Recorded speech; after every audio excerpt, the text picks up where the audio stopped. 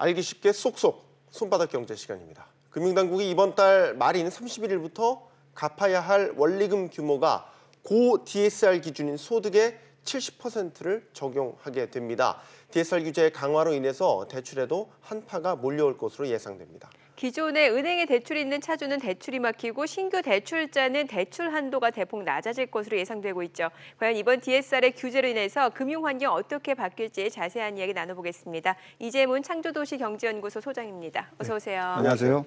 제가 앵커멘트에 막 영어를 너무 많이 써서 헷갈리시지 않으실까? DSR. 우리나라 말로 해도 길어요. 그 RTI도 또 있고요. 네.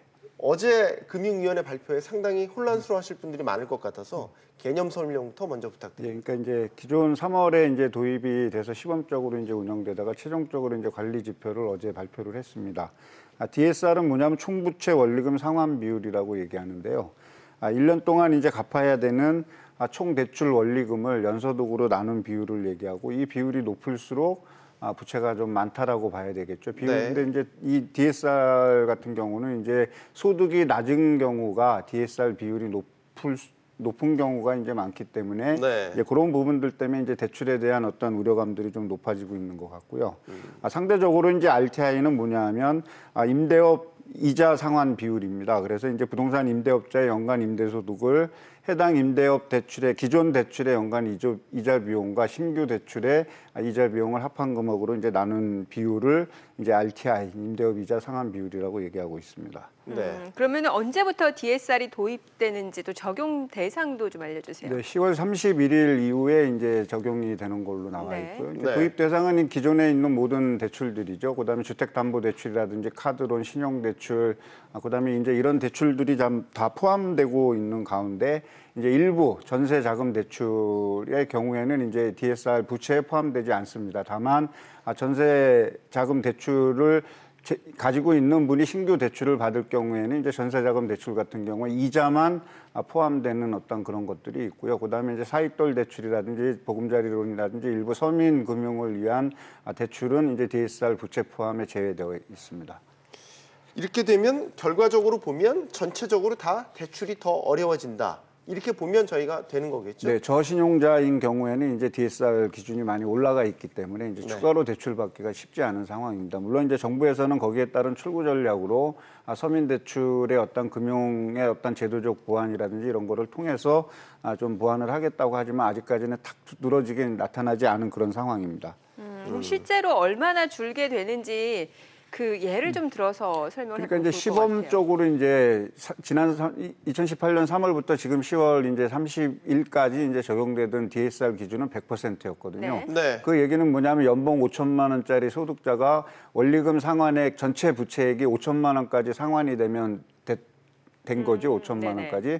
근데 그걸 이제 DSR을 70%로 이제 줄이게 되면은 연봉 5천만 원짜리의 어떤 급여 생활자가 이제 대출 원리금의 합계가 3,500만 원 이상을 넘기가 어렵다라는 겁니다. 이제 단지 이제 참고로 해야 되는 거는 3,500만 원이 DSR 기준의 70%를 넘었다 그래서 무조건 대출이 안 되는 건 아니고요. 이거는 은행권의 어떤 관리 지표이기 때문에 은행권에서 이제 예외를 뒀을 경우 또는 은행에서 적용하는 기준에 적합할 경우에는 추가로 대출을 받을 수 있는 그런 사례들도 많이 나올 겁니다. 네.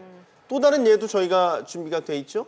네. 직장인 A씨의 사례가 되겠습니다. 부부 연소득이 6천만 원, 뭐 여기 이제 차량 할부금이라든지 뭐 카드론, 주택담보대출도 있군요. 네. DSR 70%를 기준으로 맞추게 된다면 얼마나 추가로 대출이 가능할까? 그러니까 이제 지금 이제 그렇다면 이제 지금 직장인 사례에서 보듯이 이제 직장인 A 씨의 어떤 이제 현재 DSR 기준을 봐야 되겠죠. 근데 이제 차량 부부 연소득이 이제 6천만 원에서 차량 할부금이 이제 2천만 원에 연리 4%의 3년 만기입니다. 이 얘기는 뭐냐면 이제 그 A 씨가 부담해야 되는 연간 이자가 3년간의 이자가 이제 240만 원 정도 됩니다. 그러면 이제 3년 만기이기 때문에 전체 금액 2,240만 원 나누기 3을 하게 되면 747만 원이 이제 차량 할부금으로 연간 갚아야 되는 금액이고요.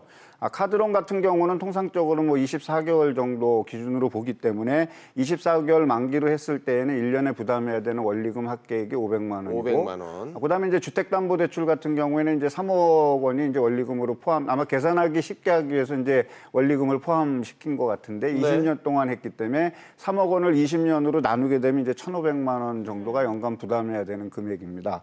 그래 결국에 이제 747만 원과 500만 원과 1,500만 원을 이제 합치게 되면 2,747만 원이 나오는데요. 네. 그 2,747만 원을 6천만 원으로 나눴을 때 그렇죠. A씨의 이제 DSR은 45.8%입니다.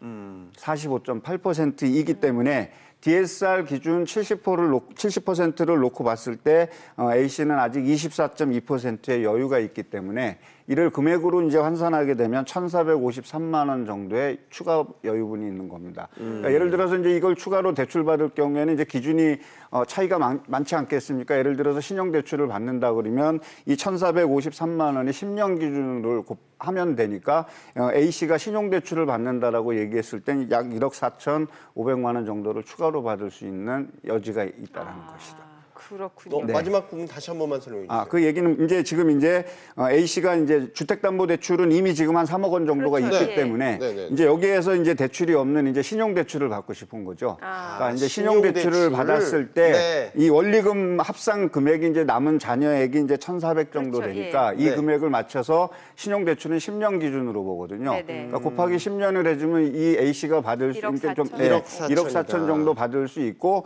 이 금액을 나눴을 때 1년에 부담해야 되는 게 한 1,400만 원 정도 부담되니까 70% 범위 내에 들어오게 되는 거죠.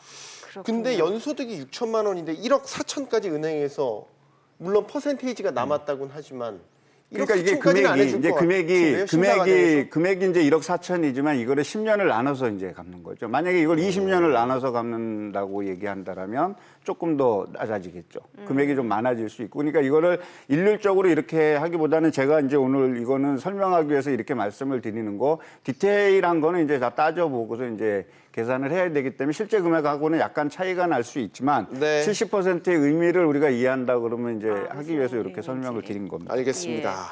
자, 그런데 이제 시중은행과 지방 특수은행의 특수성까지 고려해서 차등 적용하겠다라는 입장을 밝혔는데 이게 어떤 기준으로 인해서 차등 적용되는지 이 부분도 좀 설명이 필요할 그러니까 것 이제 같아요. DTI와 이제 LTV 쪽의 어떤 적용 기준이 이제 쉽게 얘기해서 이제 투기 지역과 어떤 지방과 이런 부분에 이제 상당히 차이가 있기 때문에 시중은행과 그다음에 이제 지방은행과 특수은행들의 어떤 현행 DSR 기준이 많이 틀립니다. 그래서 이제 현재 DSR 기준은 시중은행 같은 경우는 이제 52%가 실행됐고요. 그다음에 지방은행 같은 경우는 이제 123%, 특수은행은 128%까지 현재 DSR을 기준으로 해서 이제 대출이 이루어진 상황입니다.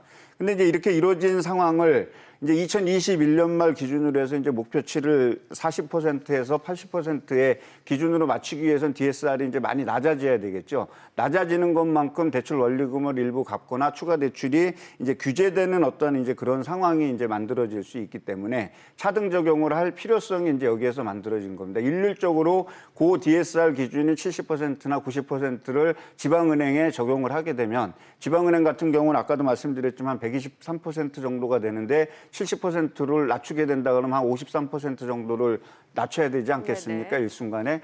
그렇게 된다 그랬을 땐 기존 대출자의 문제, 신규 대출자의 문제, 어떤 가계 경제에 상당한 어려움이 있을 수 있기 때문에 이제 그렇게 해서 차등 적용하게 된 배경입니다. 그러면 시중은행에서 대출을 다 한도가 다 차서 못 받았다면 지방은행이나 특수은행으로 또 옮겨가서 대출을 받을 수도 있는 거 아닙니까? 대출을 받아야 되는 급박한 상황에서는 시중은행이 안 될 경우에는 이제 지방은행이라든지 특수은행으로 갈 수 있다라고 봐야 되겠죠. 네.